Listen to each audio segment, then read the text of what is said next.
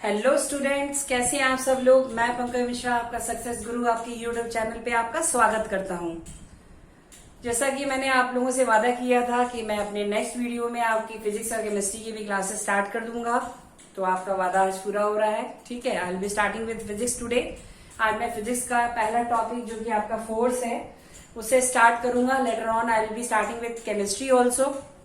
जो जो चीजें आपको इस चैनल पे बोली जा रही हैं कि आपको सारे के सारे कंटेंट मिलते रहेंगे, बस आपको पढ़ते रहना है। ठीक है, तो आज हम लोग फोर्स के बारे में पढ़ेंगे। ठीक है, थोड़ा सा मैं 9th से भी इसकी चीजें लूंगा और आगे के लेवल तक भी आपको बताऊंगा फोर्स से रिलेटेड। ठीक है, फोर्स के बारे में पढ़ेंगे, फोर्स की डेफिनेशन पढ़ेंगे, कुछ मैथमेटिकल टर्म पढ़ेंगे, इनकी यूनिट्स पढ़ेंगे, इनकी ग्रेविटेशनल यूनिट पढ़ेंगे, कुछ relation CGS and SI unit के बीच में पढ़ेंगे और थोड़ा सा मोशन का concept. So let's start with the video. So first of all हम लोग थोड़ा सा पहले की चीजें ले लेते हैं, जैसे in previous class like in class 9 we have studied about कि जो फोर्स होता है, ठीक है, वो जब किसी रिजिड बॉडी पे लगता है। व्हाट आर रिजिड बॉडीज, सबसे पहले हम लोग बात करते हैं। जैसे मैं बोल रहा हूं आपसे कि जो फोर्स है जब ये किसी रिजिड बॉडी पे लगता है, ठीक है, रिजिड बॉडी का मतलब होता है the body which can not be deform, body which can't be deform. तो ये क्या होता है, केवल मोशन प्रोड्यूस करता है बॉडी में, केवल produces motion in a body, ये बॉडी में मोशन प्रोड्यूस कर देता है।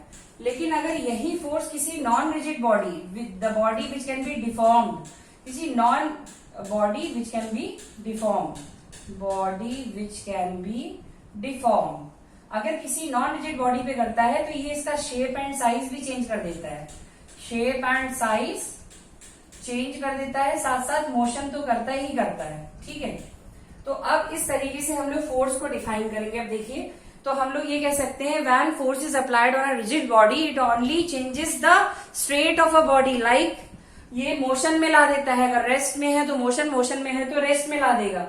But when it is in case of non-rigid body, then what will happen? It will change the shape and size of the object and can change the state of the body.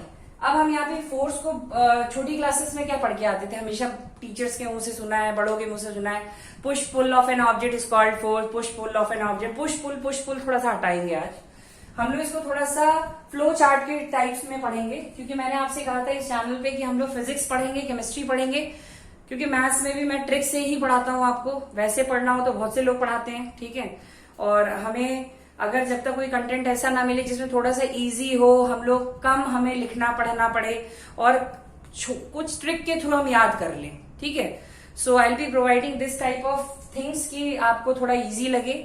Numerical से बहुत भागते हैं, देखिएगा मैं बहुत सारे numerical भी आपको इसमें डिस्कस किया करूंगा, ताकि आपका जो भी फोबिया है ना भैया साइंस मैथ के सब्जेक्ट को लेके, वो सारे का सारा खत्म हो जाएगा।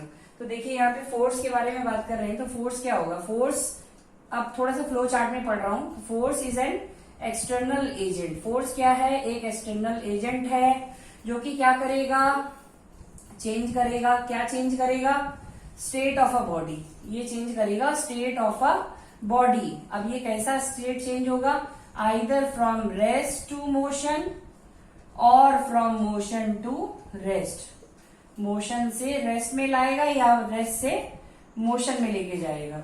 तो हमने बहुत इजी तरीके से याद कर लिया, force is an external agent which can change the state of a body, that is either from rest to motion और फ्रॉम मोशन टू रेस्ट। कितना आसान था। और न्यूटन का फर्स्ट लॉ भी यही कहता है, first law of motion, what does it define. हम लोगों ने पढ़ा है कि न्यूटन का जो फर्स्ट लॉ है वो डिफाइन करता है, एक तो लॉ ऑफ इनर्शिया भी कहलाता है वो, ठीक है, और उससे डेफिनेशन ऑफ फोर्स भी निकल के आती है कि a body continues to be in the state of rest और मोशन अंटिल और अनलेस, देखिए वर्ड बहुत इंपॉर्टेंट है, अंटिल और unless an external force act upon it. तो मैंने भी कुछ इस तरीके से निकाल के डेफिनेशन बना दी, force is an external agent that can change the state of a body, that is either from rest to motion और फ्रॉम मोशन टू रेस्ट। ये तो बात थी थोड़ी सी छोटी सी, हम लोगों ने एक डेफिनेशन पढ़ ली। अब हम थोड़ा सा इसको अगर हम डिफाइन करना चाहें कि force is defined as in terms of momentum, ठीक है, क्योंकि मैथमेटिकल एक्सप्रेशन भी हमें निकालना है, तो इन टर्म्स ऑफ अगर हम मैथमेटिकल टर्म की बात करेंगे तो मैथमेटिकल टर्म में हम लोग लिखेंगे force is defined as mathematically बात कर रहा हूं मैं, ठीक है। मैथमेटिकली अगर हम लोग बात करें तो force is defined as rate of change of linear momentum, rate of change of linear momentum. अब ये मोमेंटम तो आप लोगों ने 9th में पढ़ा है। मोमेंटम का मतलब होता है product of mass and velocity, P equal to m into v. तो हमसे क्या बोल रहा है, force is equal to rate of change of momentum. ये मैथमेटिकल है आपका, ठीक है। F is directly proportional to dp by dt, है ना। ये डायरेक्टली क्यों है, हम लोग इसको k टाइम्स में भी लिखते हैं, dp बाई dt। यहाँ k की वैल्यू कांस्टेंट है, कुछ भी रख सकते हैं। In place of this we can write d of m into v, v for velocity. यहाँ पे जो मैं एरो साइन यूज कर रहा हूँ ये वेक्टर के लिए है, आपका v वेलोसिटी होती है। तो मैथमेटिकल टर्म में भी हम लोग बोल सकते हैं कि force is defined as rate of change of linear momentum. And अब इसकी यूनिट्स के बारे में बात करते हैं। तो एसआई यूनिट जो होती है इसकी, एसआई यूनिट बेसिकली इसकी होती है फोर्स इज इक्वल टू, आपका फॉर्मूला ये जो निकल के आता है ना, अगर हम इसको ऐसे लिख लें, F इज इक्वल टू ये जो M लिखा हुआ है ना आपका ये dt के रिस्पेक्ट, अगर हम ऐसे लिख दें तो F is equal to m into A आ जाएगा, because acceleration is change in velocity per unit time. तो F equal to m into A आता है। तो यहां से अगर इसकी यूनिट निकाले तो ये हो जाएगी, आपकी यूनिट की बात कर रहे हैं ना, तो kg मीटर पर सेकेंड स्क्वायर ये होती है। और जनरल यूनिट जो हम लोग लिखते हैं वो न्यूटन लिखते हैं, ठीक है। ये न्यूटन के नाम पे ही पड़ी थी, कैपिटल N से डिनोट करते हैं। तो SI unit for force is Newton. And CGS unit की बात करें तो सीजीएस यूनिट होती है इसकी डाइन, ठीक है, डाइन। और एक बहुत इंपॉर्टेंट क्वेश्चन आपके बोर्ड में पूछा जाता है, बहुत इंपॉर्टेंट है, कि relation between CGS and SI unit of force, relation between SI and CGS unit of force, ठीक है, यूनिट ऑफ फोर्स। तो इसमें हमारा आता है ये 1 newton is equal to 10 to the power 5 dyne. ये बहुत इंपॉर्टेंट है और एक क्वेश्चन जरूर आता है इस पे। 1 newton is equal to 10 to the power 5 dyne, ये आपका रिलेशन हो गया। अब हम लोग इसमें जो फोर्स पढ़ रहे हैं तो थोड़ा सा हम लोग इसी पे ग्रेविटेशन लॉ पढ़ के आए थे हम लोग 9th क्लास में।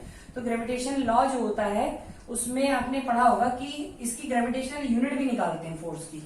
तो ग्रेविटेशनल यूनिट ऑफ फोर्स जो है, एक तो kgf में लिखते हैं एसआई सिस्टम में एंड सीजीएस में ग्राम फोर्स। सो 1 kgf ये ग्रेविटेशनल यूनिट है आपकी, ठीक है। 1 kgf इज इक्वल टू आपकी 9.8 न्यूटन होती है and 1 gram force is equal to 980 dyne होती है, ठीक है। ये भी आपको याद रखनी है, क्या है ये gravitational unit of force, gravitational unit of force, ठीक है।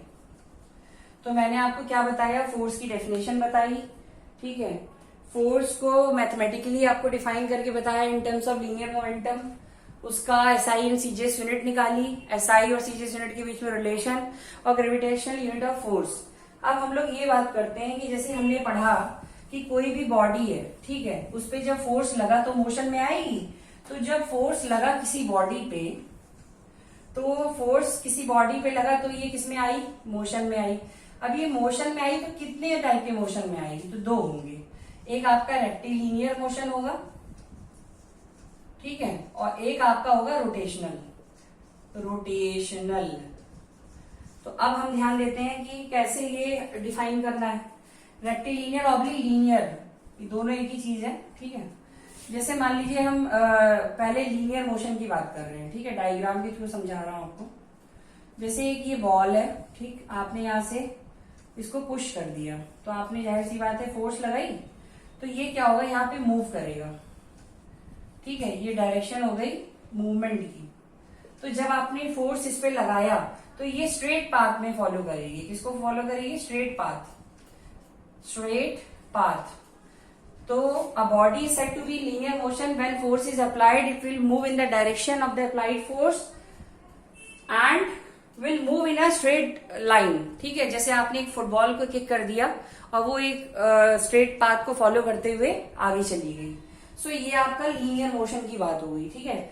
फोर्स आपने अप्लाई किया यहां से और ये इस तरीके से मूव कर गई। अब हम लोगों का जो मेन चीज आ रहा है जिसपे हम लोगों को आगे एक टॉपिक पढ़ना है टॉर्क, वो आपका आता है रोटेशनल मोशन पे। रोटेशनल मोशन में बेसिकली होता क्या है, मैं आपको एक व्हील के थ्रू बताता हूँ। जैसे ये व्हील है, इसमें क्या होता है, एक जो ये ऑब्जेक्ट है ये पाइवोटेड पॉइंट के अबाउट फिक्स होता है, ठीक है, ये पाइवोटेड पॉइंट है। हमने यहाँ पे यहाँ से हमने फोर्स लगाई, ठीक है, और जैसे व्हील में आपने देखा हुआ है कि व्हील में जब हमने इस पे लगाई तो ये क्या करेगा, व्हील जैसे रोटेट करेगा। तो एक्सल पे हमने फोर्स लगाई और व्हील आपका पाइवोटेड पॉइंट के अबाउट फिक्स था। तो when force is applied on a body such that it is pivoted about the center, like in case of wheel, so we have applied a force on a suitable point, that is on the axle, due to which this wheel is rotating. So this is called turning effect of force. Turning effect of force, which will further produce torque. आगे एक term हम लोगों को पढ़नी है जिसको हम लोग बोलते हैं टॉर्क, ठीक है, इससे रिप्रेजेंट होता है टॉर्क से। In case of door also what we do, when we have to open the door और we have to close the door, we apply force on the handle. Handle पे हम लोग फोर्स लगाते हैं तो it is pivoted about the hinges. वहां पे एक हिंज लगी होती है जिसके अबाउट ये क्या करता है, रोटेट करता है, ओपन या क्लोज होता है, ठीक है। तो ये था आपका टॉर्क, ठीक है। टॉर्क की हल्की सी बेसिक मैं इस वीडियो में आपको बता दूंगा और later on I will be explaining the application of torque also, और मूवमेंट के बारे में पढ़ेंगे, movement of force, clockwise movement, anti clockwise movement, सारी चीजें पढ़ेंगे, ठीक है। तो थोड़ा सा कॉन्सेप्ट टॉर्क का भी देख लेते हैं हम लोग, ठीक है।